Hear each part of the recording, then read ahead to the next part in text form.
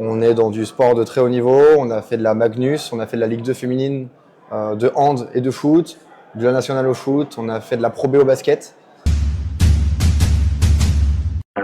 Salut Nathan, merci beaucoup pour un petit moment. Bah, écoute, pour merci à revenir toi. au micro Et des oui, Points un an Maximum, après, c'est à clair. peu près un an.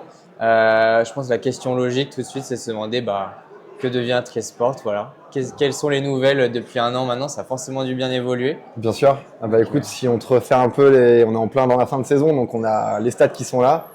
On a fait x4 en termes de volume, c'est-à-dire que la saison dernière, on a accompagné une 50aine de matchs. Cette année, on a atteint la barre des 200. On est dans du sport de très haut niveau. On a fait de la Magnus, on a fait de la Ligue 2 féminine, de hand et de foot, de la nationale au foot. On a fait de la Pro B au basket. On commence vraiment à se diversifier et on est plutôt content de la croissance qu'on a aujourd'hui. Ok, trop bien. Je me souviens que lors de l'épisode qu'on avait tourné, tu parlais que l'une des difficultés, c'était de prioriser les tâches. Je me souviens que tu disais voilà, que c'était quelque chose, un enjeu, etc. Est-ce que c'est toujours aujourd'hui, en plus, comme tu dis, le volume augmente. Donc, c'est-à-dire qu'il y a plus d'opportunités. Il y a plus d'opportunités aussi qui, des fois, ne méritent pas forcément du temps par rapport à d'autres. Est-ce que c'est quelque chose qui, justement, devient encore plus compliqué avec tout ce volume qui augmente?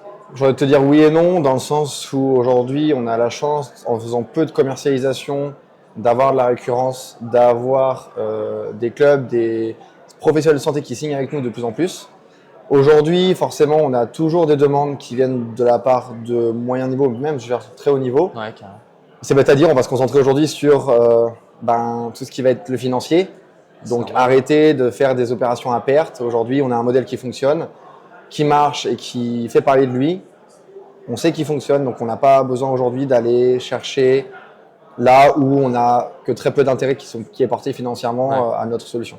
Ok, d'accord. Ok, donc il y a une évolution, mais voilà, c'est une adaptation. C'est ça, exactement. Ok, super. Et est-ce que justement sur ces nouvelles opportunités, il y en a une que tu aimerais mettre, forcément il y en a plein de belles opportunités, mais une belle anecdote. Écoute, la semaine prochaine, Ouais. on accompagne la Coupe du Monde de Jorki Ball. Ok. Encore une fois, voilà, on va toucher des clubs, des sports qui ne sont pas forcément connus. C'est du sport à 2 contre 2, du foot à 2 contre 2 en cage. Ouais. On a la chance que la Coupe du Monde cette année se passe à Valenciennes. Ok. Et donc, on médicalise tout l'événement cette année pour l'ensemble des sportifs du monde entier.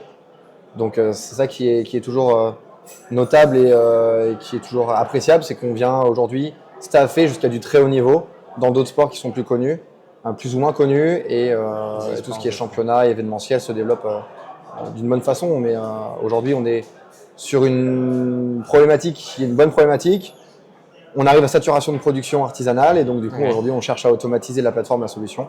Et donc aujourd'hui on fait une petite levée de fonds pour pouvoir nous permettre d'aller chercher encore plus de volume parce qu'aujourd'hui les clubs nous demandent, sont dans la demande et on vient du coup de plus en plus à gérer des clubs en quantité. Je pense à la Ligue 2 féminine de hand, on gère les 2 tiers du championnat et donc aujourd'hui on commence à discuter comme aujourd'hui au sein de la Fédération française de football avec les fédérations et si on commence à signer avec des fédérations, le volume va tomber. Donc, on aura besoin d'un outil digital qui sera prêt à encaisser la masse critique. Donc, c'est un bon problème, mais c'est un problème que rencontre toute boîte qui grandit. Forcément. Ouais. J'allais te demander en dernière question qu'est-ce qu'on peut souhaiter à Tresport, mais au final, cette levée de fonds, du coup, elle est active actuellement, c'est-à-dire qu'elle est en place. On est aujourd'hui avec des relations privées. On n'est pas encore à chercher des fonds d'investissement, même si on a l'intérêt de leur part. On est sur des BA plutôt comme des anciens sportifs de haut niveau qui ont aujourd'hui un attrait et à qui la solution parle, qui ont un peu de sous de côté qui vont permettre d'aider et en tant qu'égérie et en tant que vision extérieure au projet en mettant un peu de billes pour pouvoir aider le projet à se développer. Ok, donc finalement ce qu'on peut souhaiter à Tresport, du coup c'est d'avancer sur ces sujets-là. Totalement.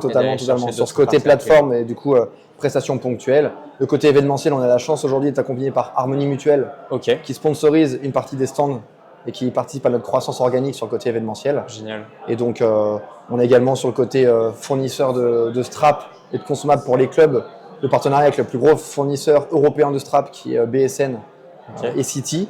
Et donc voilà, on est scalable sur la partie plateforme et la partie événementielle est consommable. On a nos partenaires qui ont une grande notoriété, qui sont déjà bien implantés dans le milieu, avec qui on fait confiance et avec qui on laisse la croissance venir au fur et à mesure. Que du positif. Voilà. Ok, trop bien. Écoute, merci beaucoup Nathan. Peut-être un point dans un an plus tard. En espérant se le faire un point par an. Ça serait trop bien. Alors que des bonnes nouvelles. C'est ça. Merci beaucoup. À toi.